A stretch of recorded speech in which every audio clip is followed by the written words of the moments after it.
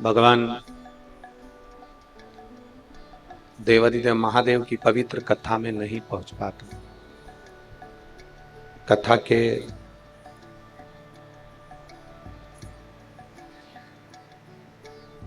मुख्य यजमान के रूप में स्वर्गीय नंद किशोर जी बलभद्रालाल जी जायसवाल, स्वर्गीय देवकाबाई नंद किशोर जी जायसवाल जी की स्मृति में श्री ओम प्रकाश नंद किशोर जी जायसवाल, श्रीमती सीमा ओम प्रकाश जी जायसवाल, श्री प्रकाश नंद किशोर जी जायसवाल, श्रीमती लता प्रकाश जी जायसवाल, परतवाड़ा महाराष्ट्र से एक बार जोरदार ताली बजाकर इनके लिए स्वागत वंदन अभिनंदन।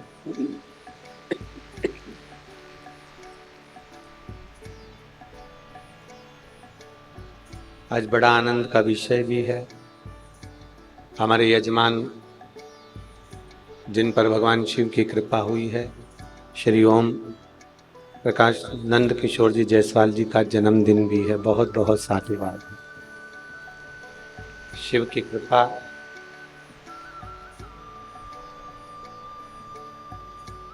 और जब तक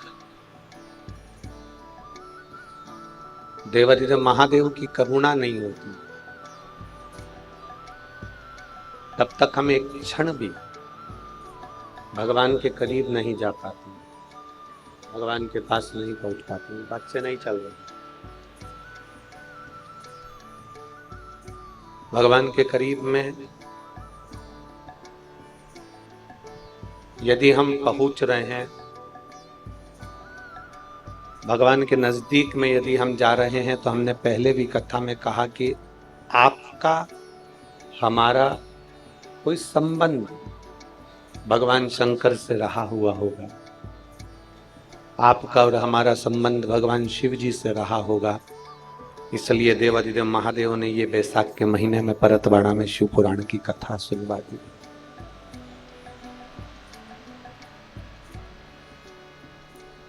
और तेरी कृपा बिना न हिले एक भी अणु लेते हैं श्वास तेरी कृपा से तनो तनो।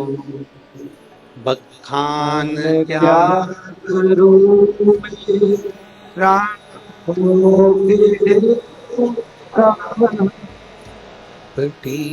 भवोत में खजाना कुबेर का एक अंगधार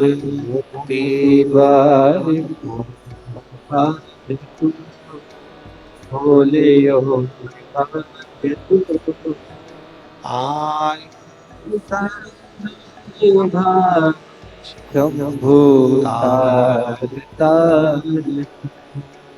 ये शिव की कृपा के बिना नहीं हो सकता।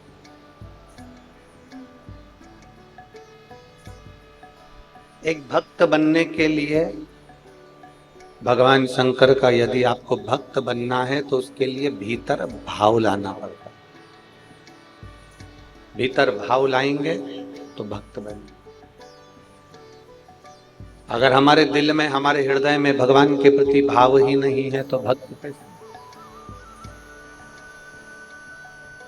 आवाज नहीं जा रही, बाहर पंडालों में।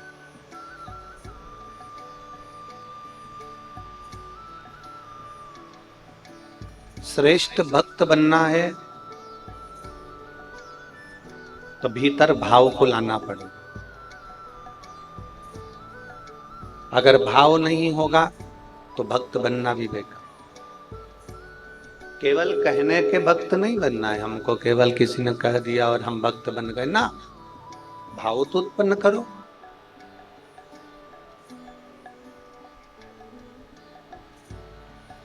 कर रहे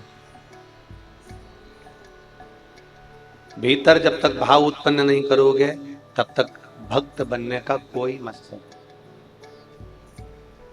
अंदर दूसरे के प्रति सेवा का भाव उत्पन्न करें,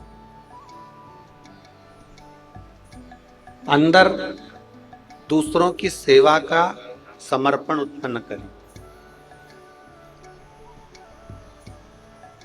शिव महापुराण की कथा कहती है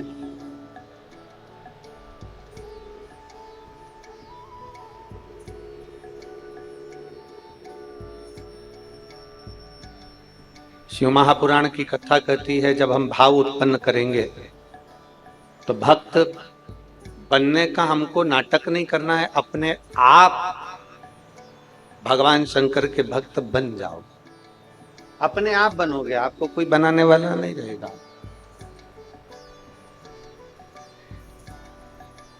माइक चालू करवाओ।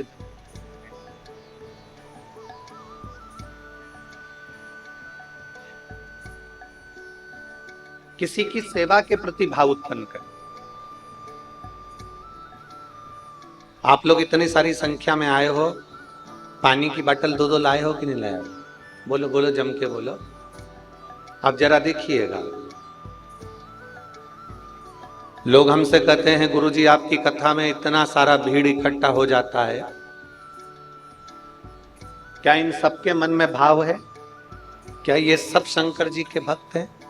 जितने ये धूप में खड़े हैं, अपने अपने घर से चादर लाकर, साड़ियां लाकर, टांग कर, लोग अपने अपनी झोपड़ी बनाकर रोडों पर इधर उधर खड़े हुए हैं, मैदान में, ग्राउंड।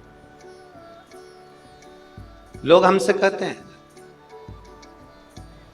क्या इतने सारे भक्त आते हैं कथा में, क्या ये सब शिव भक्त हैं?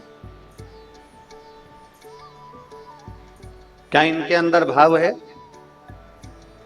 हम उनको छाती ठोक कर कह सकते हैं, जो दूसरे को पानी पिलाने के लिए अपने घर से 2 बाटल बैग में टांग कर, वजन उठाकर कथा स्थल तक आ सकती है, तो उसका भाव कुछ कम नहीं हो सकता।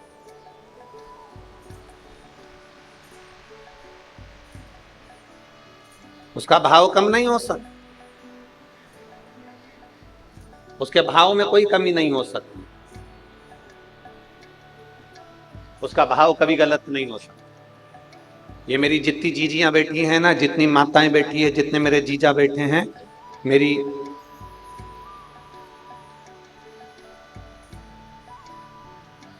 ये जितनी मेरी जीजियां बैठी हैं, जितनी मेरी जीजियां बैठी है, इनसे कोई कह दे कि तुम 2 बैग उठाकर, 4 बैग उठाकर चलना, 3 बैग उठाकर चलना, या किसी के लिए कुछ लेकर चलना, वहां जाकर देना है, नहीं। केवल एक शिव महापुराण की कथा एक ऐसी है जिसमें इनका भाव झलकता भी है और भगवान की भक्ति इनके हृदय में समाहित भी होती है।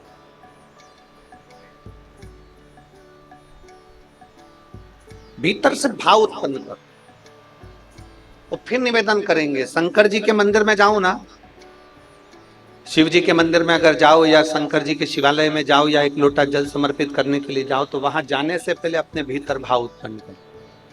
कौन सा भाव उत्पन्न करना है? कि मैं अपने घर से जल लेकर जा रही हूं, मैं अपने घर से पानी लेकर जा रही हूं, मैं अपने घर से जल लेकर जा रही हूं, और वहां मैं भगवान देवादिदेव महादेव को जल समर्पित करूंगी, शिव जी को जल चढ़ाऊंगी, मंदिर में झाड़ू लगाऊंगी, पोछा लगाऊंगी, और भगवान देवादिदेव महादेव का श्रृंगार करूंगी। हाँ, यदि मार्ग में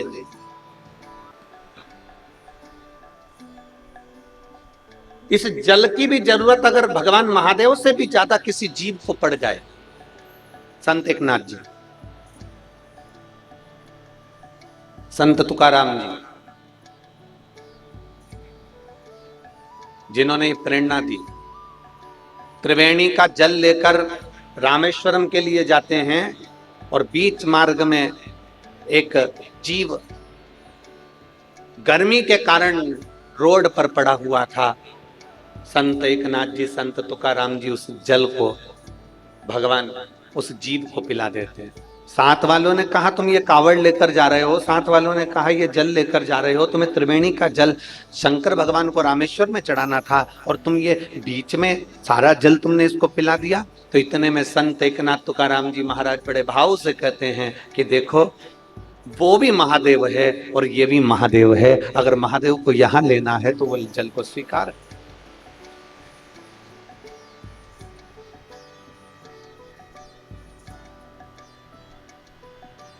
कल शाम का एक प्रसंग है।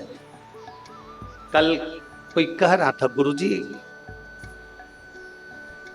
आप 2 बाटल जल लाने का बोलते हो, 1 बाटल का क्यों नहीं करते? हमने कहा वो 1 बाटल उसके खुद के काम की रहेगी, और अगर वो 2 बाटल जल लेकर आ रहा है ना, तो उसके अंदर ये भाव है कि मैं दूसरे को पिलाने के लिए लेकर जा रही हूं। अगर हम दूसरे को समर्पण करने का भाव रखते हैं तो भोलेनाथ भी अपना सर्वस्व तुम्हें लुटाने का भाव अपने भीतर रखते।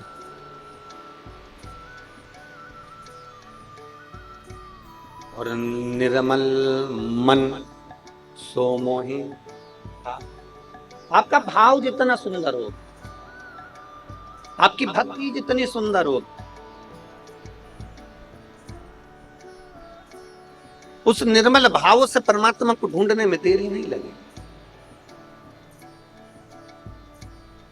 निंदा से दूर हो जाओ, चुगली से दूर हो जाओ, बेकार कर्म से दूर हो जाओ। एक बड़ा सुंदर संवाद आता है।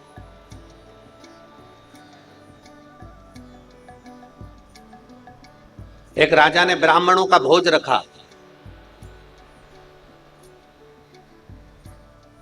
संतों को भी बुलाया, गुरुओं को भी बुलाया और ब्राह्मणों को भी बुलाया। बड़ा भंडारा है।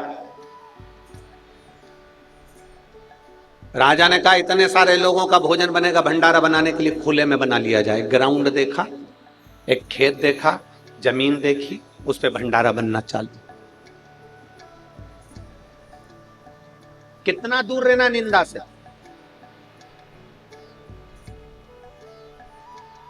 कितना दूरी बनाकर रखना इस निंदा से। जिस पर हम बैठे हैं, जिस पर हम बैठे हैं, इसको क्या कहते हैं? जम के बोलो जरा। इसको कोई प्रधानमंत्री की कुर्सी तो नहीं कहता, इसको कोई राष्ट्रपति की कुर्सी तो नहीं कहता, इसको कोई मुख्यमंत्री की कुर्सी तो नहीं कहता, इसको कोई आमदार या खासदार की कुर्सी तो नहीं कहता। इसको क्या कहते हैं? व्यास पीठ। काय के लिए मिली है ये? अगर कोई व्यास वक्ता इस पीठ पर बैठे तो वो क्या करने के लिए बैठे? इस पीठ पर बैठा है वो भगवान की चर्चा करने के लिए, जनमानस को प्रेरणा देने के लिए और जनमानस को मंदिर, शिवालय, देवालय से जोड़ने के लिए बैठे। इस व्यासपीठ की गरिमा यह है कि इस व्यासपीठ से एक भी शब्द निंदा का ना निकले, किसी के लिए अपशब्द ना निकले।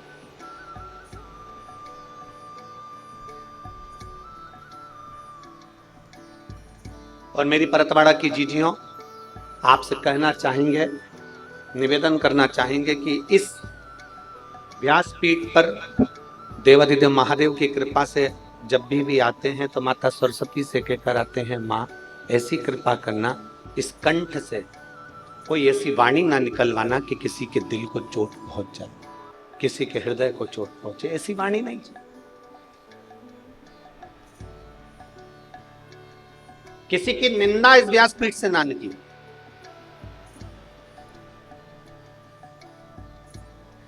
किसी व्यक्ति विशेष के नाम से कोई शब्द, कोई निंदा इस व्यासपीठ से ना निकले, इस गादी से ना निकले। कारण निंदा का प्रतीक, निंदा का फल क्या है, निंदा का पाप क्या है, ये हमारे शास्त्र कहते हैं। एक राजा ने एक भंडारा करा, ब्राह्मण भोज करा, सबको बुलाया, संत महात्मा गुरुजन सब भोजन करने के लिए। सब भोजन बन रहा था खुले में। एक चील उड़ी, उसने सांप पकड़ा, सांप लेकर उड़ी, सांप ने विष उगला, वो विष खीर में जाकर गिर, खीर में विष गिर गया। ब्राह्मण भोजन कर रहे थे, संत भोजन कर रहे थे, गुरुजन भोजन कर रहे थे, और सारे ब्राह्मण, सारे संत, सारे गुरु उस खीर को खाने के बाद मर गए। जितने भोजन कर सब मर। धर्मराज की यहां सभा लग गई। चित्रगुप्त महाराज बैठे। चित्रगुप्त महाराज ने धर्मराज से पूछा, बताइए इतने सारे ब्राह्मण और संत मरे हैं, इसका पाप किसके माथे पर देना? इसका पाप किसके पल्लू में बांधना है? इतने ब्राह्मण इतने संत मरे, इसका पाप किसके माथे पर दिया जाए? राजा के माथे पर, जिसने ब्राह्मण संत भोज रखा, उस सर्प के माथे पर जिसने अपना विष उगल दिया, उस चील के माथे पर जो सर्प लेकर जा रही थी, जो भोजन बना रहा है उसके माथे पर। इतने सारे ब्राह्मण संतों के मरने का पाप किसके माथे पर दिया जाए? बोलो धर्मराज बताइए, मैं किताब लेकर बैठा हूं, मुझे इसमें निर्णय देना है, अब बताओ किसके माथे पर दिया? धर्मराज ने कहा 4 दिन रुक जाओ, उसके बाद में निर्णय लेंगे कि इसका पाप किसके माथे पर। 4 दिन निकले, राजा के नगर में 4-5 संत ब्राह्मण और आ गए। उन्होंने एक स्त्री से पूछा, माता जी राजा का भवन कहाँ है? स्त्री ने पूछा, क्यों? हमें भूख लगी है तो राजा के भवन में हम भोजन करेंगे। स्त्री ने कहा, बाबा सामने राजा का भवन है, परंतु हमारे यहाँ का राजा ऐसा है कि भोजन में जहर मिलवाकर ब्राह्मण संतों को मार डालता। ऐसा खोलला राजा है हमारे यहाँ का, ऐसा बेकार राजा है हमारे यहाँ। संत ब्राह्मण वापिस लौट गए। धर्मराज ने चित्रगुप्त को बुलाया और बुलाकर कहा, जो ब्राह्मण और संत मरे थे उनके मरने का पाप इस स्त्री के माथे पर डाल दिया जाए। उनके मरने का पाप इस स्त्री के माथे पर डाल दिया जाए, क्योंकि इसने निंदा करी है।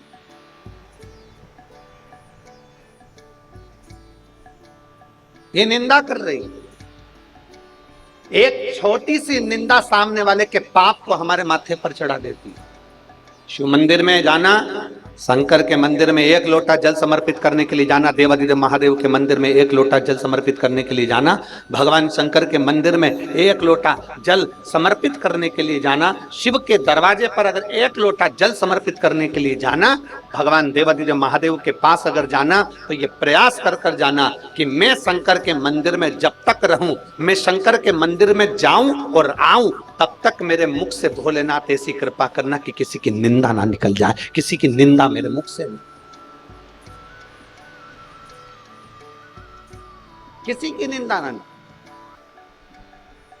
बन सके तो हमसे भजन बने। आप अपने घर से लोटा भरकर जब जल लेकर निकलो ना, तो जल लेकर निकलो तो मुख से श्री शिवाय नमस्तु,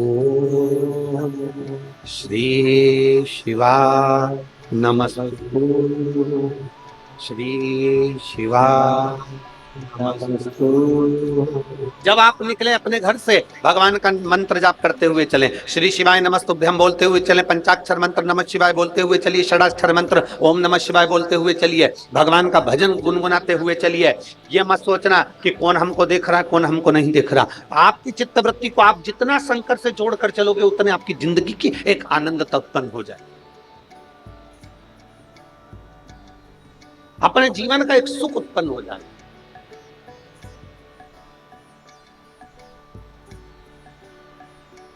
अपने भजन के बल को बढ़ाइए, अपने भाव को बढ़ाइए, अपने भाव।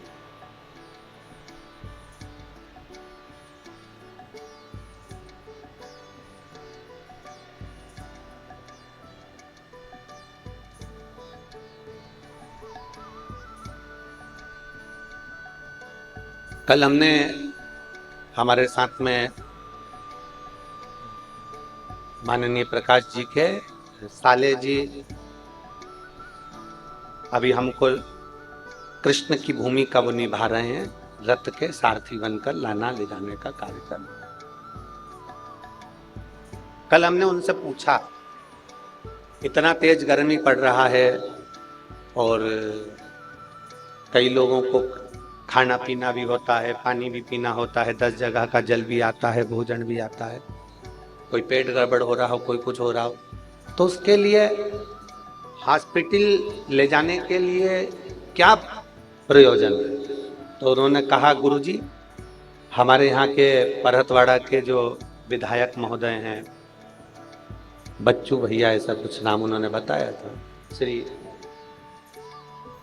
बच्चू जी कुडू, कहा गुरुजी एक अस्थायी हॉस्पिटल बनाया गया हमारे कथा स्थल के आसपास में, जिससे लोगों का इलाज हो सके। मैं माननीय विधायक महोदय बच्चू भैया जी को बहुत बहुत साधुवाद देता हूं कि आपने ये व्यवस्था, साधु का है,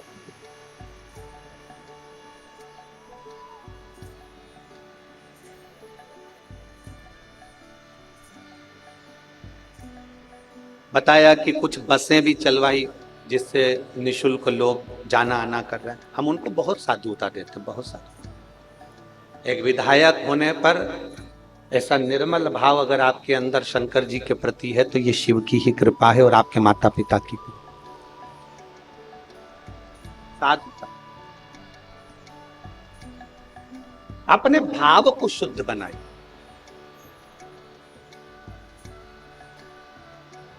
और जब तक अपना भाव शुद्ध नहीं होगा ना, भगवान नहीं मिलेगा। एक बड़ी सुंदर बात आती है, संत बनना सरल है पर सरल बनना कठिन है। मेरी जीजियों, संत कोई भी बन सकता है पर सरल नहीं बन पाता।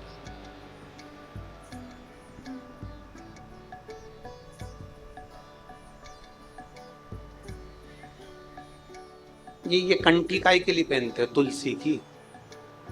जम के बोलो जरा, गले में तुलसी की कंठी काई के लिए पहनते हो? गले में रुद्राक्ष काई के लिए पहनते हो?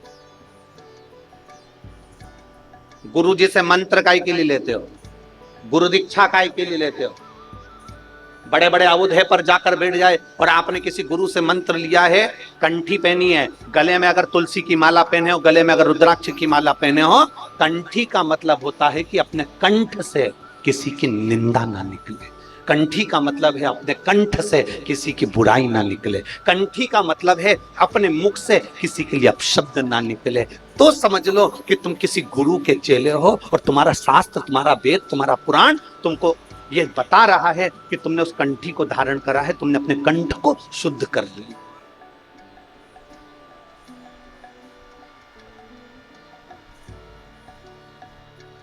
कंठी का मतलब केवल ये नहीं है कि हमने दिखावा कर दिया कि हमने अपने गुरु का मंत्र ले लिया। कंठी का मतलब ये नहीं है कि हमने दिखावा कर लिया और हम उस गुरु के चेले हो गए ना। कंठी लेने का मतलब है कि कंठ से किसी के लिए अपशब्द ना निकले, कंठ से कोई आड़ी टेढ़ी बात ना निकले।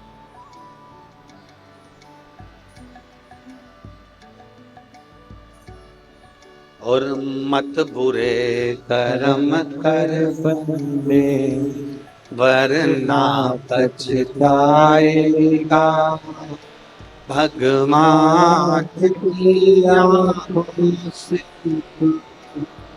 बच नहीं पाएगा, तो बच नहीं पाएगा। अरे वो मत करना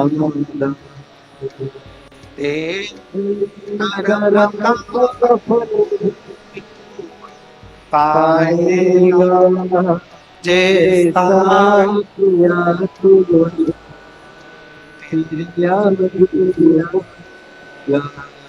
मत बुरे कर्म कर वरना पछताएगा, भगवान की आंखों से तू बच नहीं पाएगा, तू बच नहीं पाएगा। ऐसा कर्म क्यों करना? कंठ में कंठी पहने हो और मुख से निंदा कर रहे हो, कंठ में कंठी पहने हो और अपने मुख से आप अपशब्द कह रहे हो, तो ये श्रेष्ठता नहीं बनती। मेरी जीजियों और मेरे जीजाओं, मेरी बेटियों, मेरे बेटाओं, जिंदगी में एक बात याद रखना, जो फसल बोओगे वही तुमको काटना। वही काट। मंदिर काहे के लिए जाते हो? जम के बोलो जरा जल्दी से, मंदिर काहे के लिए जाते हो? भगवान को अपना दुखड़ा सुनाने के लिए, भगवान से मांगने के लिए। चलो अच्छा, इसको अपन बाद में सुनेंगे, पहले ये बताओ जमीन किस किस के यहां पर है? खेती, खेती किस किस के पास में? हाथ उठाओ जरा। जमीन किस किस के पास में? चलो ठीक है, साधुता। भगवान आपकी और 2 4 6 बीघा और आगे बढ़ा। बहुत अच्छी फसल हुई, शायद इधर फसल को पीक कहते हैं, क्या कहते हैं, पीक। बहुत अच्छी पीक हुई, बहुत अच्छी फसल हुई, ढेर सारी फसल हुई, ढेर सारी पीक हुई। उस फसल को कहां लेकर जाते हो फिर बाद में, जब बहुत सारी हो जाती है तो? जम के बोलो, मंडी। कहां ले जाते हो? मंडी। पीक बहुत अच्छी हुई, फसल बहुत सारी हुई, गेहूं बहुत हो गया, धान बहुत हो गया, सोयाबीन बहुत हो गया, कपास बहुत हो गया। जब फसल बहुत सारी हो गई तो हम इसको कहां लेकर गए? जम के बोलो, सब बोलो, कहां लेकर गए इसको? मंडी में लेकर गए। मंडी में ले जाकर हमने गाड़ी को उंडेला, हमने गाड़ी को उंडेला, हमने गाड़ी को खाली। फसल ज्यादा हो गई, गेहूं ज्यादा हो गया तो मंडी ले गए, धान ज्यादा हो गया मंडी ले गए, कपास ज्यादा हो गया मंडी ले गए, तो हमने वहां ले जाकर दे दिया। बोलो सही है कि गलत है? सब बोलो जितने बैठे हो, सही है। गेहूं ज्यादा हो गया तो मंडी ले गए, कपास ज्यादा हो गया तो मंडी ले गए, धान ज्यादा हो गया मंडी ले गए, सोयाबीन ज्यादा हो गया मंडी ले गए, फसल ज्यादा हो गई तो मंडी ले गए, सब्जी ज्यादा हो गई तो मंडी ले गए। उसी तरह मंदिर क्यों जाते हैं? शिव पुराण कहते हैं जैसे फसल ज्यादा होती है तो मंडी ले जाई जाती है, पाप ज्यादा होता है तो महादेव के दरवाजे जाया जाता है।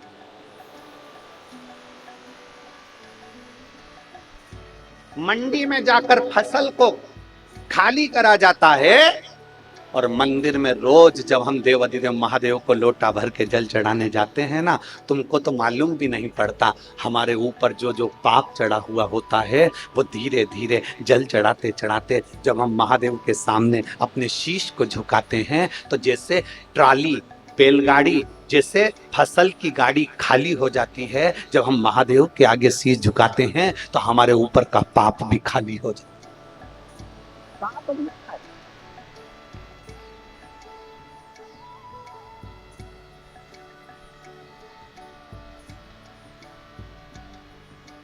फसल ज्यादा हो गई, हम उसको मंडी ले गए, कपास ज्यादा हो गया मंडी ले गए, सोयाबीन ज्यादा हो गया मंडी ले गए, गेहूं ज्यादा हो गया मंडी ले गए।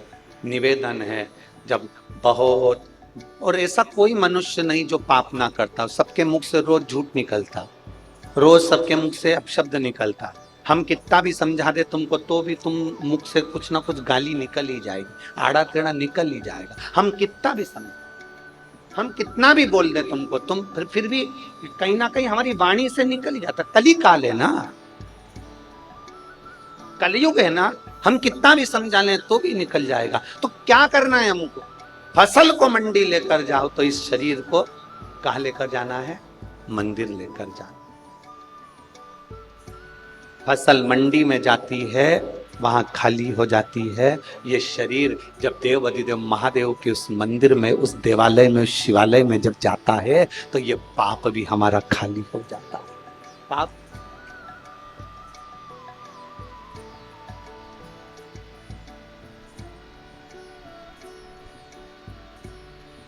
और मेरे बाबा दया करना, मैं तेरे भरोसे हो, मेरे बाबा दया करना, मैं तेरे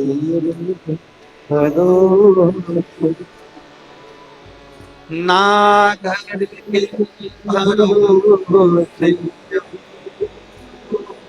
ना भरोसे हो, ना घर के भरोसे हो, ना परिवार भरोसे हो, मेरे बाबा दया करना, तेरे भरोसे भोले बाबा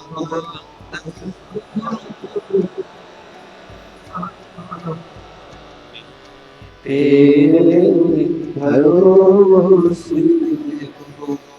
हम शिव के भरोसे, हम परमात्मा के भरोसे।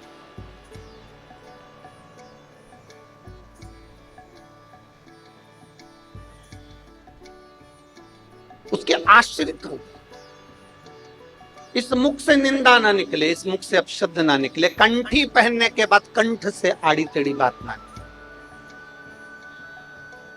और लिखण वाले तू हो के दयाल लिखना, मेरे जिह्वा पे शिव जी का प्यार लिखना। मेरी इस जिह्वा पर, मेरी इस वाणी पर भगवान का नाम लिखना, अपशब्द ना लिख। संत बनने के लिए सरल बनना पड़े। शंकर भगवान के लिए, शंकर भोले हैं इसलिए भोला बनना पड़े। जो जैसा है ना उसके जैसा वैसा बनना पड़ता है।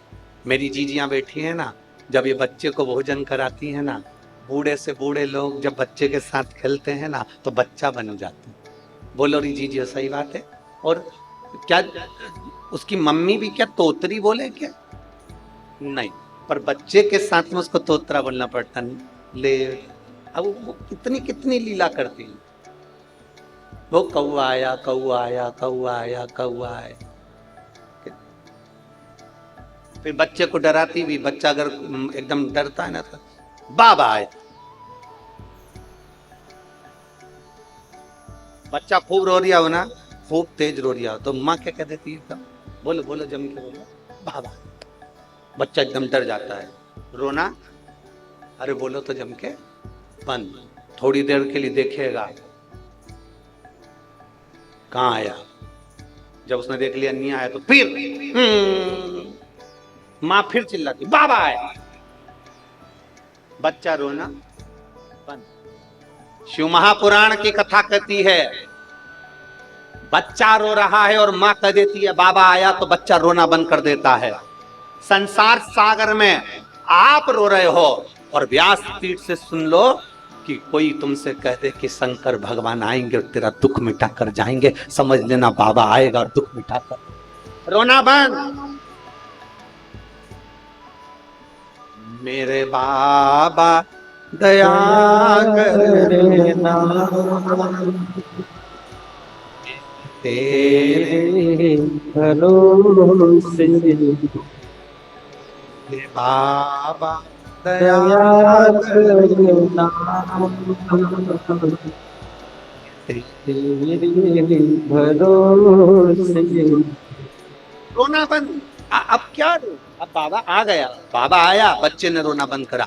माँ को बच्चे के साथ बच्चा बनना पड़ता है। माँ को जैसा बूढ़ा व्यक्ति भी है ना तो बूढ़े के साथ बूढ़ा बनना पड़ता है। माता पिता को बच्चे के अनुकूल चलना पड़ता है। जैसा वो है उसके अनुकूल रहना पड़ता। तो क्या माँ बच्ची है? क्या घर का बुजुर्ग बच्चा है? पर बच्चे के साथ बच्चा बनना पड़ता है। उसी तरह मेरे महादेव भोले हैं, मेरे महादेव भोले भाले हैं, इसलिए उनका नाम है भोले शंकर। तो हमको क्या बनना पड़ेगा? महादेव जैसा भोला बनना पड़ेगा। जब आप भोले बन जाएंगे महादेव आपके साथ हो जाएंगे, फिर आपका दुख महादेव बन, आपका दुख। एक पत्र है,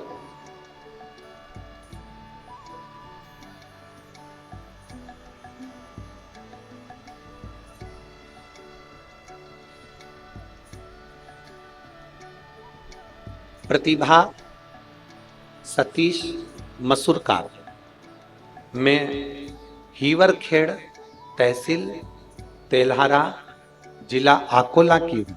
मेरा मोबाइल नंबर ये है, कहीं बैठी हो तो हाथ हिला सकती हो। अगर कहीं बैठी हो, अच्छा श्री शिवाय नमस्ते, आ जाओ एक बेलपत्र ले जाऊंगा। मेरा नाम प्रतिभा सतीश मसूरकार है। मैं हीवरखेड़, तहसील तेल्हारा, जिला अकोला की हूँ। मेरा मोबाइल नंबर ये है। गुरुजी, मैं एक लोटे जल का क्या वर्णन करूं। मुझे सोराइसिस की बीमारी थी। 13 साल से मेरे शरीर से खाल निकलती रहती थी। उसको कितना भी खुजालो उसमें से खाल निकलती रहती थी। पूरे शरीर में खुजाल चलती रहती और सोराइसिस की बीमारी थी। 13 साल से 13 वर्ष से लगातार मैं इलाज डॉक्टरों का करवा रही थी। डॉक्टर ने कहा था ये बीमारी मरते दम तक रहती है, इस बीमारी का कोई इलाज नहीं, बीमारी ठीक नहीं हो सकती है, डॉक्टर ने कह दिया। तब मैंने दवाई तो खा रही थी, टीवी पर आपकी कथा सुनना प्रारंभ कर और टीवी पर कथा श्रवण करना प्रारंभ करा। एक लोटा जल देवादिदेव महादेव को समर्पित करती, उस जल को लाती, पीती और अपने शरीर पर लगा लेती। गुरुदेव, मैं बाबा का क्या गुणगान करूं, जहां दवाइयां असर ना कर पाई। सोराइसिस की बीमारी मरते दम तक रहती है, लोग कहते हैं, डॉक्टर कहते हैं, पर मेरे देवादिदेव महादेव ने मुझे 4 महीने में अच्छा कर दिया और बाबा की कृपा से आज मैं पूर्ण तरह से ठीक हूं और मेरी बीमारी भी ठीक है। ये शिव तत्व, अब शरीर में मुझे वो बीमारी नहीं रही। शिव तत्व था, शंकर हो गई। एक माँ ने एक लाइन लिखी है,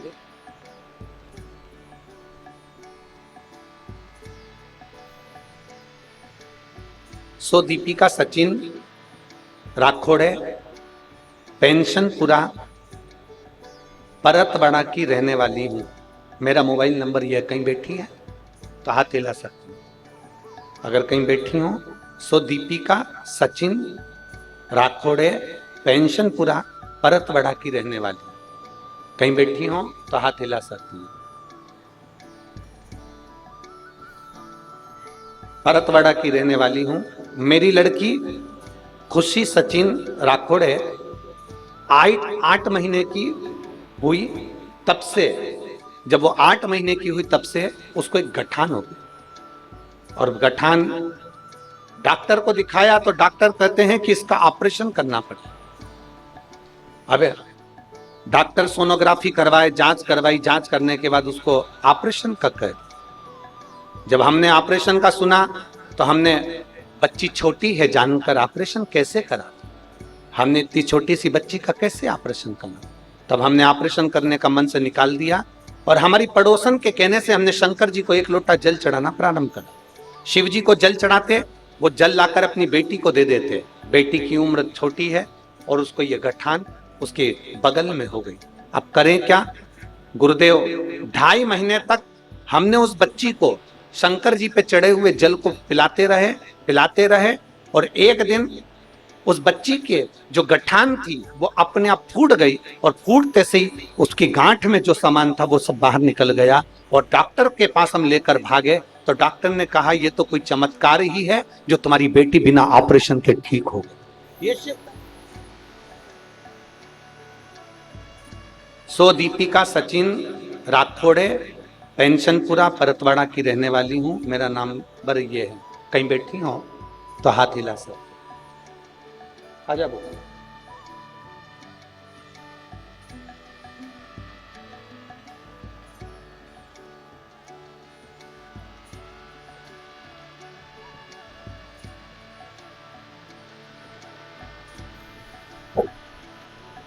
शरीर पूरा ठीक हो गया, हाथ वगैरह पूरे शरीर पर।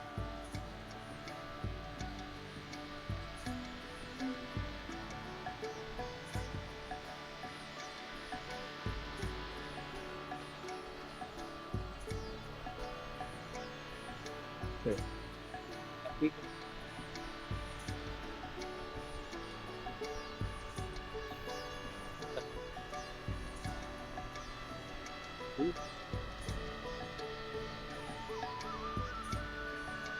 ठीक है ना। शरीर 13 वर्ष से सोराइसिस की बीमारी थी, पूरा शरीर खुजाते, पूरे शरीर में थी और देवादिदेव महादेव ने आज पूरा शरीर बाबा की कृपा से ठीक हो गया।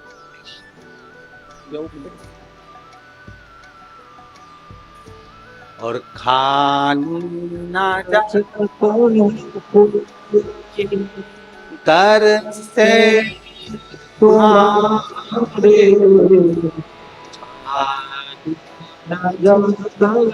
कोई दर से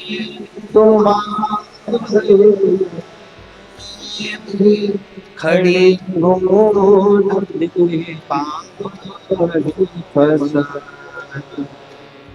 अपने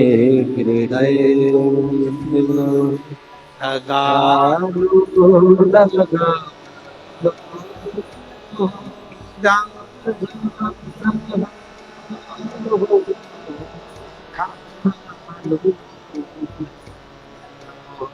आप दिल से उसको एक लोटा जल से, आप दिल से उससे निवेदन कर। और यदि भरोसा पक्का है ना, शंकर जी को रामचरितमानस में विश्वास कहा। तुलसीदास जी कहते हैं शंकर विश्वास रूपिणो, शिव विश्वास। मेरे जीजाओं, मेरी जीजियों, मेरी बेटियों, मेरे बेटाओं, अगर आपका विश्वास पक्का है ना, अगर विश्वास पक्का है तो ये निश्चित है कि मेरा महादेव तुम्हारी झोली भरने में देरी नहीं करेगा। पक्का भरोसा दृढ़ रखना, भरोसे को कम मत होने। और जो कहते हैं भगवान हमारी नहीं सुनता, उनसे निवेदन करूंगा किसी कथा के पंडाल में बैठकर, जब कुबेरेश्वर धाम से मेरा कुबेर भंडारी कथा वाचने के लिए आया हो, मेरा कुबेरेश्वर धाम से कुबेर भंडारी जब कथा वाचने के लिए आए, उस पंडाल में 7 दिन 5 दिन बैठकर विनती कर कर देखना, अगले पंडाल में तू खुद पत्र लेकर पहुंचेगी कि मेरे बाबा ने मुझे ये दिया है।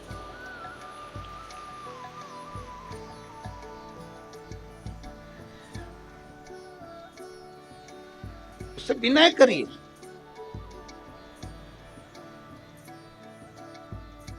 अपने भीतर हम बहुत सारे वो जैसे कचरे की गाड़ी होती है, तो कचरे की गाड़ी में अगर कचरा भरा रहे भरा रहे भरा रहे तो कचरा सड़ता है, उससे गाड़ी भी जम के बोलो सड़। अनाज की गाड़ी में अनाज भरा रहे तो अनाज सड़ जाता, अनाज सड़ा तो नीचे से गाड़ी सड़ जाती। आपने जो अपने अंदर भर कर रखा है वो हमारे शरीर को सड़ा रहा है।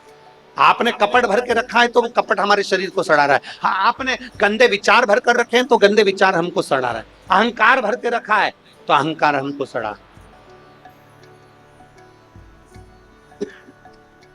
अपने भीतर जो हमने भरा है, इसलिए कचरे की गाड़ी को खाली करना जरूरी है, अनाज की गाड़ी को खाली करना जरूरी है, बर्तन में पानी भरा है तो उसको खाली करना जरूरी है, वरना जंग लग जाएगी। प्लास्टिक की बाल्टी होगी तो बाल्टी चिकनी हो जाएगी, पानी भरा रहेगा तो उसमें कई जम जाएगी। इसलिए कपड़ा पानी में पड़ा रहेगा तो वो पानी में कपड़ा भी बेकार हो जाएगा। शास्त्र कहता है खाली करना जरूरी है। डब्बे में भरा है खाली करो, बाल्टी में भरा है खाली करो, कचरा भरा है खाली करो, अनाज भरा है खाली करो, कुएं में पानी भरा है कुएं को भी खाली करना जरूरी है। अगर कुआं खाली नहीं होगा तो पानी बदबू मारने लगेगा, कुएं को भी खाली करना जरूरी है। उसी तरह कुएं को खाली करना जरूरी है, तालाब को खाली करना जरूरी है, अनाज की गाड़ी को खाली करना जरूरी है, कचरे की गाड़ी को खाली करना जरूरी है।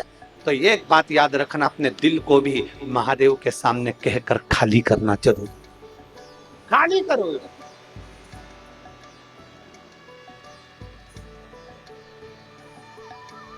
ज्यादा दबा दबा कर रखोगे ना तो वो कहते हैं ना, ज्यादा दबा दबा के खाओगे तो दवा खाने जाओगे। अरे बोलो तो जम के एक बार फिर से बोलो, दबा दबा कर खाओगे दवा खाने जाओगे। इसलिए शास्त्र कहता है 2 हिस्सा खाओ, एक हिस्सा पानी के लिए रखो और एक हिस्सा थोड़ी सांस लेने के लिए रख ले, दम। परंतु व्यक्ति सोचता है बिस्कुट आ रहा है आन दो, पानी आ रहा है आन दो, कोल्ड ड्रिंक आ रहा है आन दो, कुरकुरे आ रहे आन दो, वेपर्स आ रहे आन दो, सब ले लेके रख लिया और पूरी कथा में कथा तो कम सुनी और दिन भर बैठी बैठी बैठी बैठी बैठी। अब इतना खा लिया कि अब लोटा अब इतना खाया तो फिर अब विचार कर रही कहां से निकलूं।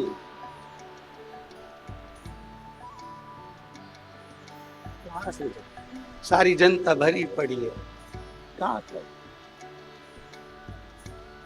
कथा में बैठो ना तो पानी भी उतनी मात्रा में पियो जितना शरीर को लगे, मालूम पड़े ज्यादा पी लो तो 25 बार किधर से जाऊं।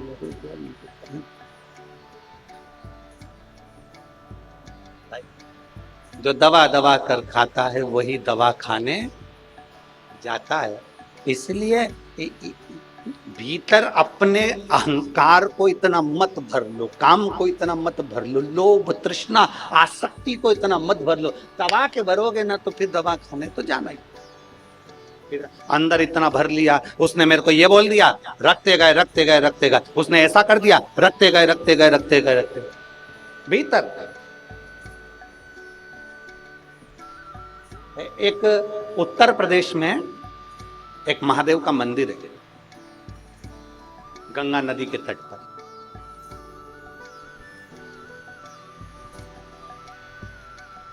हमीरपुरा उत्तर प्रदेश में पड़ता है, गंगा नदी के तट पर। हडिम्बेश्वर महादेव, आप सब उसका नाम बोलेंगे, हडिम्बेश्वर। हिडिंबा जो थी वो भीम की धर्मपत्नी थी, उसी के नाम से ये मंदिर है, हडिम्बेश्वर महादेव। कौन सा मंदिर? जम के बोलो जरा सभी लोग, हडिम्बेश्वर महादेव। हमीरपुरा उत्तर प्रदेश, गंगा नदी के तट पर यह मंदिर है। कौन ने निर्माण किया, कौन ने बनाया? अगर हमारे शास्त्रों को उठाकर देखा जाए तो उसमें वर्णन आता है, हडिम्बेश्वर महादेव जब पांडव वन में विचरण कर रहे थे और भीम पहरा दे रहे थे, हडिम्ब की बहन हिडिंबा उसने देख लिया भीम को देख, पेड़ पर चढ़ के बैठ गई हिडिंबा, भीम को देख रही। सुबह सुबह भीम ने ब्रह्म मुहूर्त में सुबह के समय पर स्नान करा, एक शिवलिंग का, पार्थिव शिवलिंग का भीम ने निर्माण करा। पेड़ों की पत्ती तोड़कर भीम लाया और उस शिवलिंग पर समर्पित कर दिया। हिडिंबा देख रही, हिडिंबा देख रही।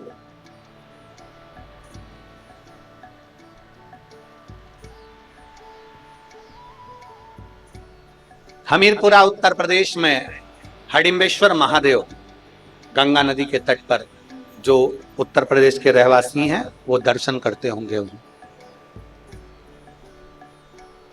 हिडिंबा देख रही है, भीम ने ब्रह्म मुहूर्त में एक शिवलिंग का निर्माण करा, पार्थिव शिवलिंग का निर्माण करा, वृक्ष की पत्ती तोड़कर लाया और भगवान शंकर को चढ़ा दी। हाथ जोड़ के बैठ गए। हिडिंबा राक्षसी थी, उसकी वृत्ति अच्छी नहीं थी, उसका विचार अच्छा नहीं था। वो तो भीम को खाने को आई थी, वो भीम को मारने के लिए आई थी, पांडवों के प्राण लेने के लिए आई थी, प्राण ग्रहण करने के लिए, प्राणों को नोचने के लिए आई थी, वो समाप्त करने के लिए आई थी। पर वो हिडिंबा बैठ गई पेड़ पर, वृक्ष पर, भीम को देखती रही। एक दिन निकल गया, भीम को देखती रही। 2 दिन निकल गया, भीम को देखती रही। हिडिंबा से रहा नहीं गई।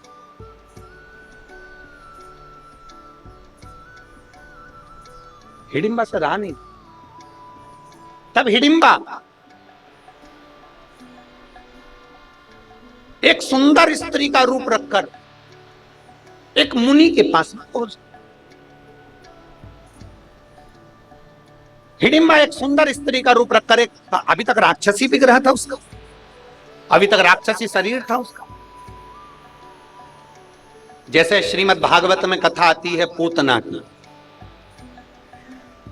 राक्षसी थी, पर भगवान को दूध पिलाने के लिए जब जाती है तो बड़ी सुंदर गोपी का रूप रखकर जाती है, बड़ी सुंदर बनकर जाती है पूतना, बड़ी सुंदर। स्तनपान कराने के लिए जाती है, उसका नाम था पूतना। जो घर में पूत ना रहने दे उसका नाम पूतना था, बड़ी सुंदर।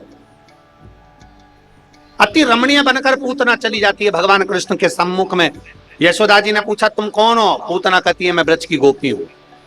क्यों आई हो? जब लाला का जन्म हुआ तो बधाई लेने नहीं आई थी, इसलिए आज बधाई लेने के लिए आई। अच्छा, हाँ।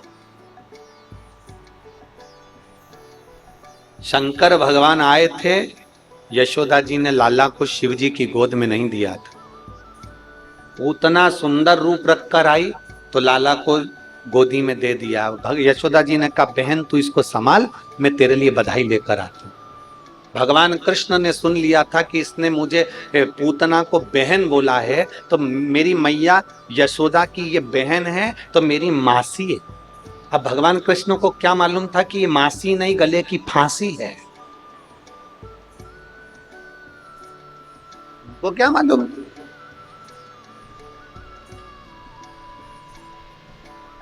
अब क्या करा भगवान कृष्ण ने, जरा ये हिडंबा का चरित्र चल रहा है, उसमें अपन समझे जरा पूतना का चरित्र। पूतना ने क्या करा? भगवान कृष्ण को दूध पिलाना प्रारंभ करा, क्योंकि विष स्तनों में विष लगाकर लेकर आई थी। दूध पिलाना प्रारंभ करा, और भगवान भी बड़े चतुर, भगवान भी बड़े चतुर। और भगवान ने पूतना के दूध को पीना प्रारंभ करा। पूतना जब तक दूध दे रही थी, स्तनपान करा रही थी, तब तक भगवान ने पिया। और दूध के बाद में जब पूतना ने विष देना चालू करा, तब भगवान ने पूतना के प्राणों को हर लिया। अब भागवत में एक संवाद बड़ा विचित्र आता है कि भगवान ने पूतना का स्तनपान क्यों किया? मैया यशोदा का स्तनपान करना था, फिर पूतना का क्यों करा? भगवान कृष्ण ने पूतना के दूध को क्यों पिया, स्तनपान क्यों करा? श्रीमद् भागवत में श्रीमद् वल्लभाचार्य जी सुबोधनी के अंदर वर्णन करते हैं कि ये पूतना सारे ब्रज के बच्चों को स्तनपान कराती कराती आ रही थी। ये पूतना सारे ब्रज के बच्चों को स्तनपान कराती कराती आ रही थी। बच्चों के प्राण स्तनपान करने से छूट रहे थे, मर रहे थे। तो जितने बच्चों के प्राण छूटते थे वो मुख से छूटते थे दूध पीते पीते। तो प्राण पूतना के स्तन में भर चुके थे। सारे ब्रजवासियों के बच्चों के प्राण पूतना के स्तन में भरे हुए थे। तब भगवान कृष्ण ने विचार करा इसके स्तन में सारे ब्रज के बच्चों के प्राण भरे हैं, दूध पीऊंगा तो इन सभी प्राणों को मैं निकाल कर अपने उदर में रख लूंगा, क्योंकि ये ब्रजवासी के प्राण हैं और ब्रजवासी मुझे प्राणों से प्रिय हैं। भगवान कृष्ण ने पूतना के दूध को पीना प्रारंभ करा और पीते पीते सारे प्राण निकाल कर अपने पेट में रख लिए, उदर में रख लिए। अब उदर में वो प्राण रहेगा। छोटे छोटे ब्रजवासी के बच्चों के प्राण भगवान के पेट में रह गए। समय आया, भगवान धेनु चराने के लिए जाते, उससे पहले भगवान जब बाल्यावस्था में थे तो भगवान ने मिट्टी को उठाकर खा लिया। बोलो कथा सुनी कि नहीं सुनी सबने? जम के तो बोलो जरा, सुनी है ना? भगवान ने क्या करा? अपने चरण की रज को उठाकर खाया। अपने पांव की मिट्टी को भगवान कृष्ण खा रहे, अपने चरण की रज को भगवान खा रहे। अब दुनिया के लोगों ने कुछ भी बोला हो कि चरण की रज क्यों खाई, माता को ब्रह्मांड का दर्शन कराना था, पृथ्वी का दर्शन कराना था, पूरे विश्व का दर्शन कराना था। पर भगवान कृष्ण से कोई पूछे कि तुमने ब्रज की रज अपने मुख में क्यों खाई, तब भगवान कृष्ण का वाक्य रहेगा, जिन ब्रजवासियों के प्राण पूतना ने हरे थे उनके प्राण मैंने स्तन में से निकाल कर अपने पेट में रखे थे। ये बाहर के ब्रजवासियों का उद्धार तो मेरे चरण की रस से हो जाएगा, पर जो अंदर ब्रजवासी पड़े हुए हैं इनका उद्धार कैसे होगा? तब भगवान ने अपनी चरण की रज खुद खा ली और अंदर बैठे हुए जीवों का कल्याण। अपने चरण की रज स्वयं पार, स्वयं अपने चरण। हिडिंबा देख रही है, जैसे पूतना सुंदर स्त्री का रूप रख कर गई थी, वैसे हिडिंबा बड़ी सुंदर रूप धर कर गई। एक मुनि के सामने पहुंच गई। अड़भंग मुनि अपने वेश में आनंद लेते हुए चल रहे थे। चरण प्रणाम। हिडिंबा ने सुंदर स्त्री का रूप रखकर पहली बार किसी मुनि को प्रणाम करा। ये जब जब साधु संत को देखती थी तो खा जाती थी, आज पहली बार प्रणाम कर रही है। जरा विचार करिएगा, भीम को शिवलिंग की पूजन करते हुए देखा तो हिडिंबा का विचार बदल गया। अब उसने मुनि को, संत को खाया नहीं, उनको प्रणाम किया। लोग कहते हैं, इतने सारे लोग कथा में आते हैं, क्या सबका मन बदल जाता है? हम कहें नहीं बदलता, थोड़ा बहुत तो असर आता होगा। थोड़ा बहुत भी अगर असर आ गया ना शंकर की भक्ति का, तो बहुत है उतना, धीरे धीरे धीरे धीरे रमता जाए।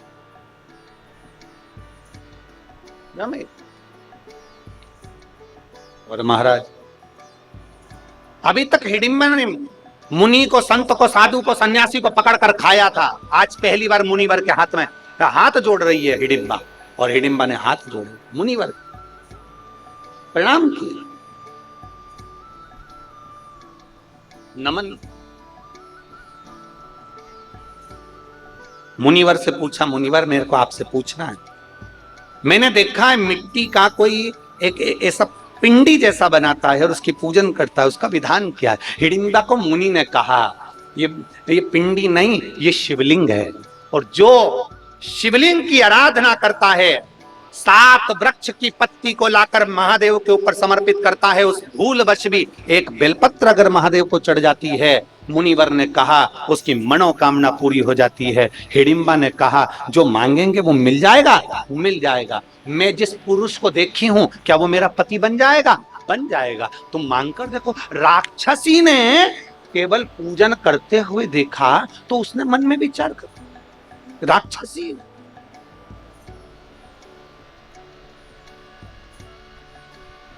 आपको अगर शंकर के मंदिर में जाता हुआ कोई देखे और मंदिर जाना चालू कर दे, समझ ले उसका कल्याण होने वाला है। आप शंकर की कथा में जा रहे हैं और कथा में जाते हुए, शिव महापुराण के महत्तम में लिखा है, जब कोई नारी, पुरुष, बच्चा, बूढ़ा, कोई भी शिव पुराण की कथा सुनकर जब वो अपने गांव में जाता है, तो गांव में जो उस मनुष्य का, उस पुरुष का मात्र दर्शन कर लेते हैं तो उनके पितृ भी पार उतर जाते हैं। इतना वर्णन शिव पुराण, शिव महापुराण में लिखा है। श्री शिवाय, जम के बोलो जरा, श्री शिवाय नमस्तुभ्यम। बोलने वाले के मुख का मात्र दर्शन कर ले तो 71 पीढ़ी में करे हुए सारे पाप छिन्न हो जाते हैं और जीव तीर्थों के दर्शन का फल पा लेता है। उसका मुख का दर्शन, उसके केवल मुखाग्रविंद का दर्शन। अब इतने सारे आप लोग हो, श्री शिवाय नमस्तुभ्यम बोल कर जाते हो, लोग आपका दर्शन करते होंगे, मुख देखते होंगे, आपका चेहरा देखते होंगे, आपका स्वरूप देखते होंगे, कितनों का कल्याण कर देते हो, कितनों का। महाराज इसीलिए आप लोगों से कहते हैं, हम प्रार्थना करते हैं, शिव के शिव कथा करें, भाव की निर्मलता से परमात्मा की प्राप्ति।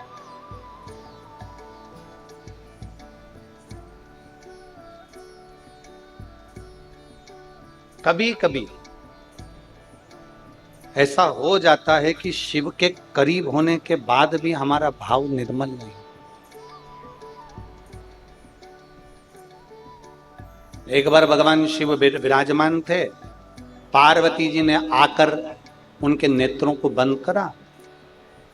पार्वती जी ने जैसे ही नेत्रों को बंद करा तो एक अश्रु की बूंद गिर गई, जिससे बच्चे ने जन्म ले लिया, जिसका नाम अंधकासुर।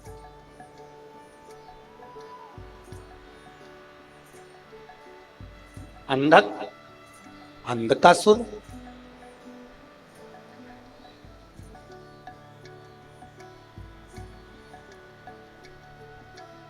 छोटा सा बच्चा माता पार्वती जी ने गोदी में उठा लिया।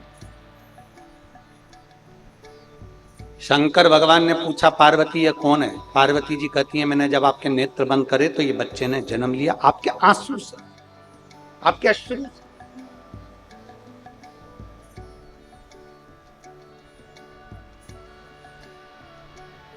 कभी कभी ऐसा होता है जो शंकर के करीब में भी है ना, वो भी शिव से दूर। मेरी जीजियों,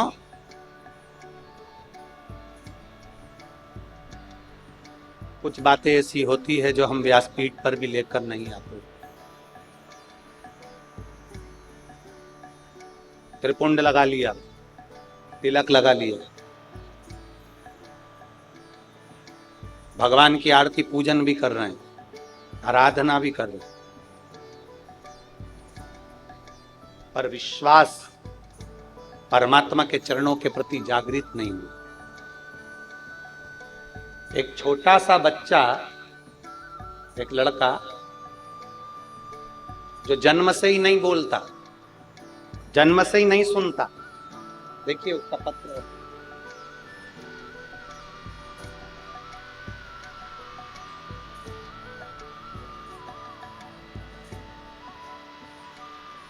उसका एक सर्टिफिकेट भी लगाया गया है, जो जन्म से ही ना सुनता है ना बोलता है, उसका साथ में लगाया गया था। हिडिंबा ने मुनि से पूछा, जो हिडिंबा राक्षस प्रवृत्ति की थी वो पूछो, असुर प्रवृत्ति की थी जो हिडिंबा वो पूछ रही है, क्या भोलेनाथ जी से मांगो तो मिल जाता है? हाँ, हिडिंबा ने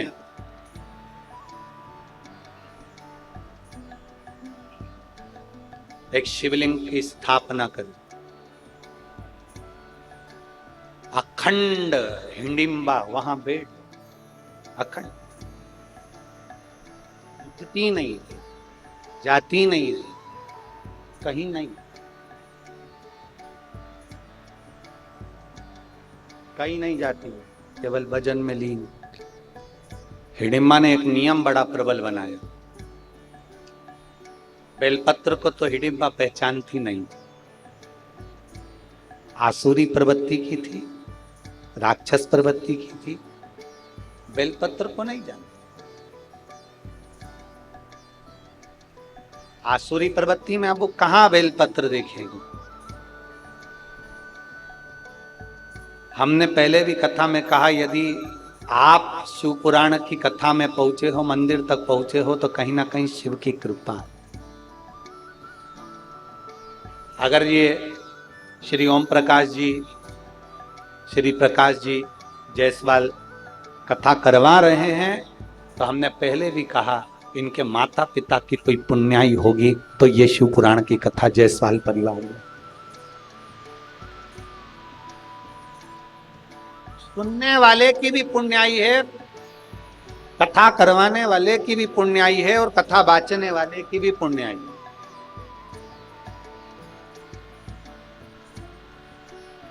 पर उसमें सबसे प्रबल पुण्याई है यजमान परिवार की और एक आपकी, सबसे बड़ी पुण्याई जो ये कथा आपने करवाई और आप श्रवण कर रहे हो, और ये बाबा कुबेर भंडारी इस कथा को बाच, बाबा पुण्याई है। भरतवाड़ा वालों जरा विचार करिएगा, बैसाख महीने में तुम लोग इतना दान करते क्या? बोलो, जम के बोलो। इतना पानी पिलाया तुमने, इतना लोगों को चाय पिलाई, वो सामने एक बड़ा स्टॉल लगा है जय झूलेलाल समिति, मैं उनको भी धन्यवाद देता हूँ। लगातार प्रतिदिन कुछ ना कुछ प्रसाद में, कभी चना, कभी कुछ, पूरे टाइम, ऐसा नहीं कि खत्म हो जाए, उन्हें हलवाई में ही रख रखा है, बनाते जा रहा है, लगाते जा रहा है। हम रास्ते से जाते हैं, बीच में जगह जगह पर कोई ने शरबत का स्टॉल लगा रखा है, कोई ने पानी का स्टॉल लगा रखा है, और ऐसे कई भगत हैं जिनका तो नाम हमको आता भी नहीं, हम तो बस गाड़ी से निकलते हैं तो देख लेते हैं, तो ध्यान में आ जाता है तो बोल देते हैं। ऐसे बहुत भगत है। आप में कई माता ऐसी हैं, ऐसा एल्युमिनियम का इतना बड़ा डब्बा, उसमें भर के लिया पोहा, उपमा, खिचड़ी, और अपने पास में लेके बैठ गई। जो आसपास की माता है उनको धीरे धीरे कथा भी सुनती जा रही और निकाल निकाल के देती गई। धन्य मेरी परतवाड़ा की जीजी हो, मैं आपको नमन करता हूं, प्रणाम करता हूं।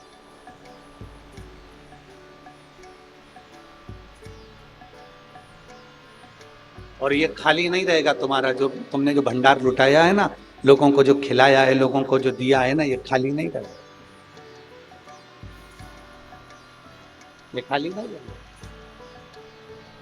हमारे बीच में माननीय विधायक श्री रवि जी राणा जी पधारे हैं, जिन्होंने अमरावती में बहुत सुंदर शिव महापुराण कथा का वाचन करवाया और जनमानस में एक प्रेरणा दी है।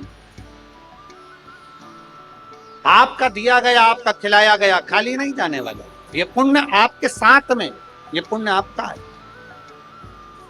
हिडिंबा बैठ गई और हिडिंबा बैठकर भगवान शंकर के ऊपर, बेलपत्र तो जानती नहीं थी, पत्तियां तोड़कर लिया थी पेड़ पौधों की, वृक्षों की, और वो शिव जी पे चढ़ा दी।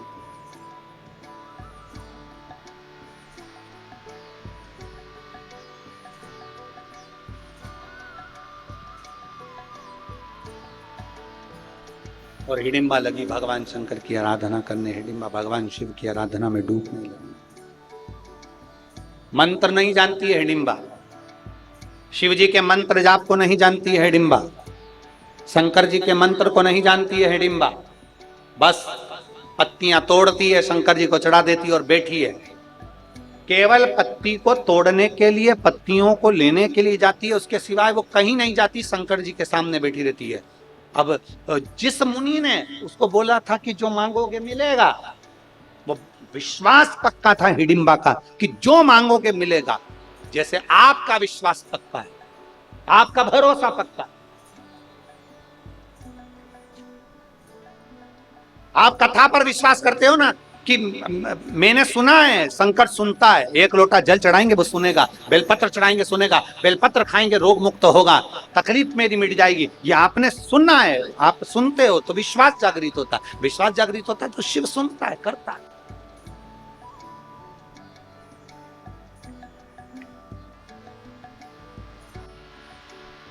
आप करो दिल से आराधना, आप करो दिल से पूजन, वो सुनेगा, वो महादेव है।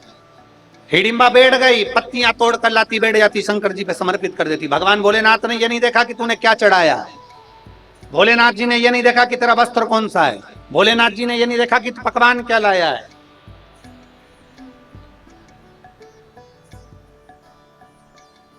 भगवान को कितने भोग लगते हैं? अरे जम के तो बोलो।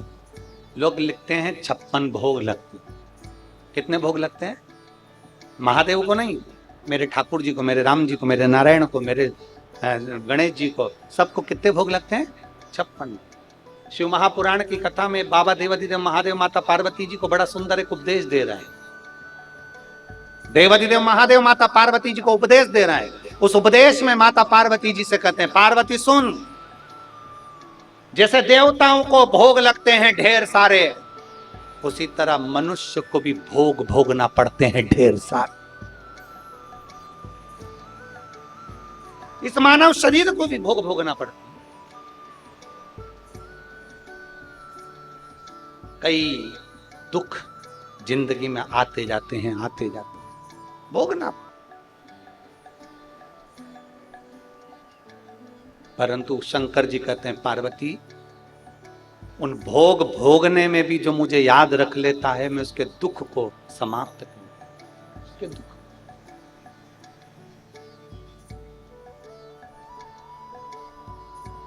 कहे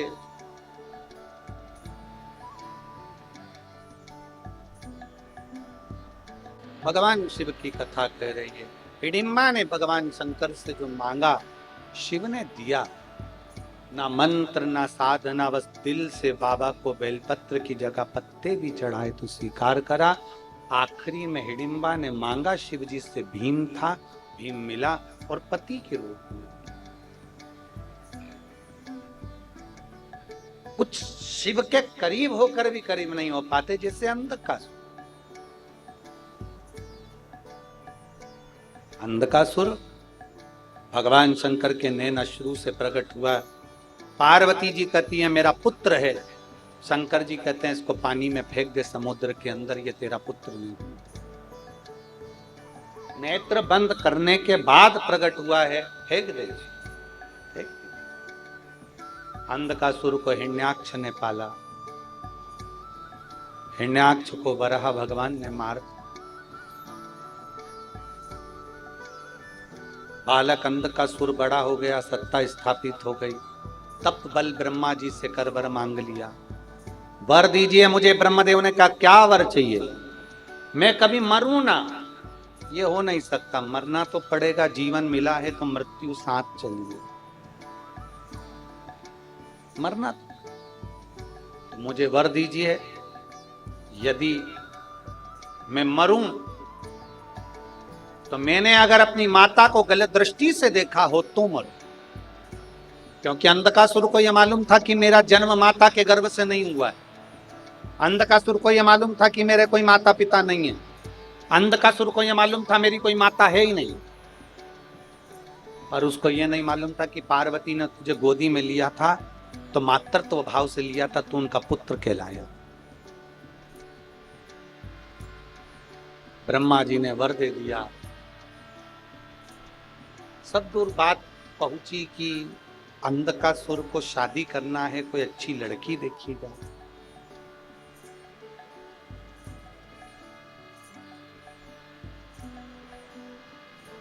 कोई अच्छी पुत्री देखी, मालूम पड़ा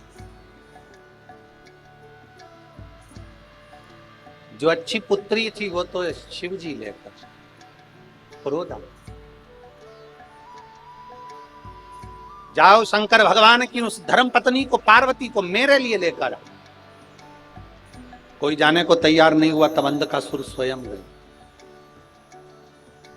जो माता पार्वती जी को देखा, देखते से ही उनको लेने के लिए, हाथ पकड़ने के लिए जागरूक हुआ।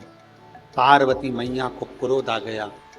ब्रह्मा जी ने कहा था अगर तुम अपनी माता को गलत दृष्टि से देखोगे तो तुम्हारे प्राण चले जाएंगे। शिव महापुराण की कथा कहती है संसार की सारी माताएं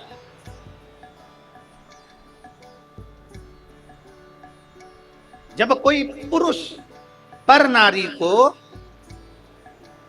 गलत भाव से देखता है तो वह अपने पूरे कुल को डुबो देता।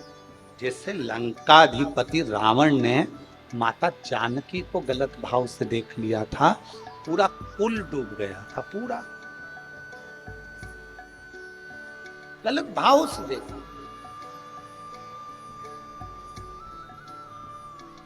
ये जो नेत्र है ना, ये इनको बड़ा रोग लगा है, बहुत बहुत भयंकर रोग है नेत्रों।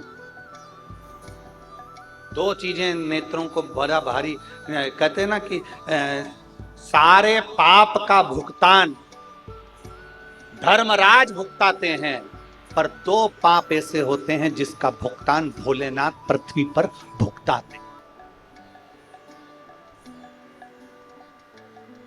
सारे पापों का भुगतान धर्मराज ऊपर भुगताते हैं, पर दो पाप ऐसे हैं जिसका भुगतान भोलेनाथ पृथ्वी पर भुगताते हैं।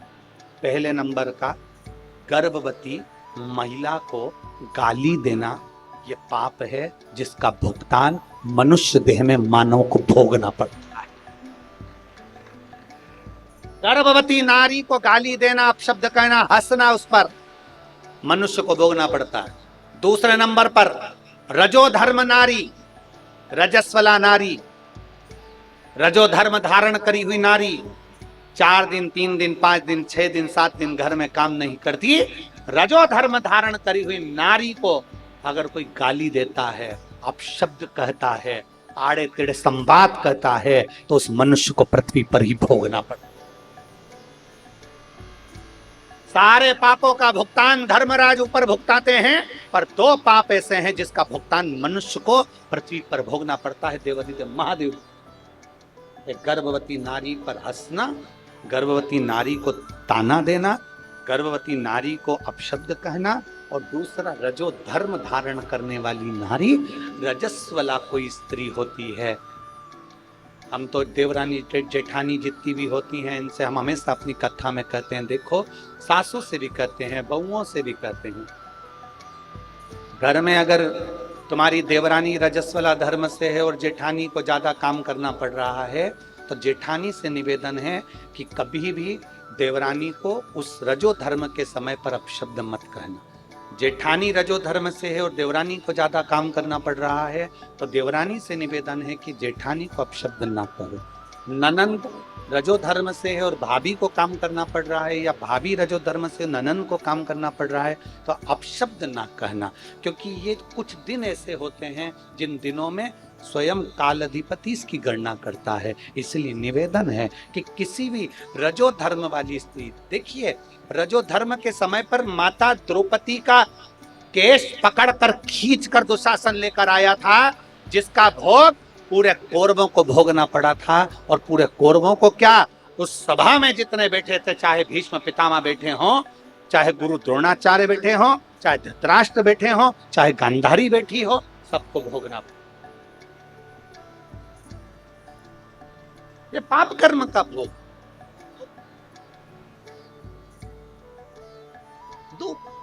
इनसे दूरी। कोई गर्भवती नारी है, ठीक है, उसको कष्ट है, ठीक है, वो अपना कष्ट कैसे सह रही है वो जानती है।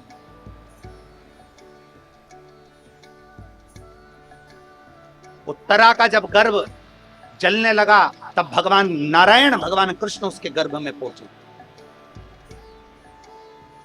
और गर्भ में परीक्षा करी थी तो परीक्षित नाम हुआ था। भगवान कृष्ण ने कहा था जिस नारी का गर्भ रहता उसकी रक्षा के लिए मैं उसके गर्भ में विराजमान रहता। और गर्भवती नारी के ऊपर उपहास करना या हंस देना या गाली दे देना या अपशब्द कर देना, कमेंट्स कर देना, ताने दे देना, आड़ा टेढ़ा बना, शिव पुराण के 3 नहीं। तो अपशब्द ना कर, किसी को आड़ा टेढ़ा नहीं कर, किसी के लिए कोई कमेंट्स। जहां आपको लगता है ना कि ये फालतू की बात चल रही है तो उस समय पर नो कमेंट्स, कोई कमेंट्स नहीं, कोई प्रत्युत्तर नहीं, कुछ नहीं, चुप, मौन। मौन ये दुनिया का वो आभूषण है, मौन। चुप रहना ही आनंद है, मौन हो जाए। शिव कथा कह रही है, अंधकासुर के प्राण भगवान शंकर ने काल भैरव को प्रकट कर कर हर समय आया।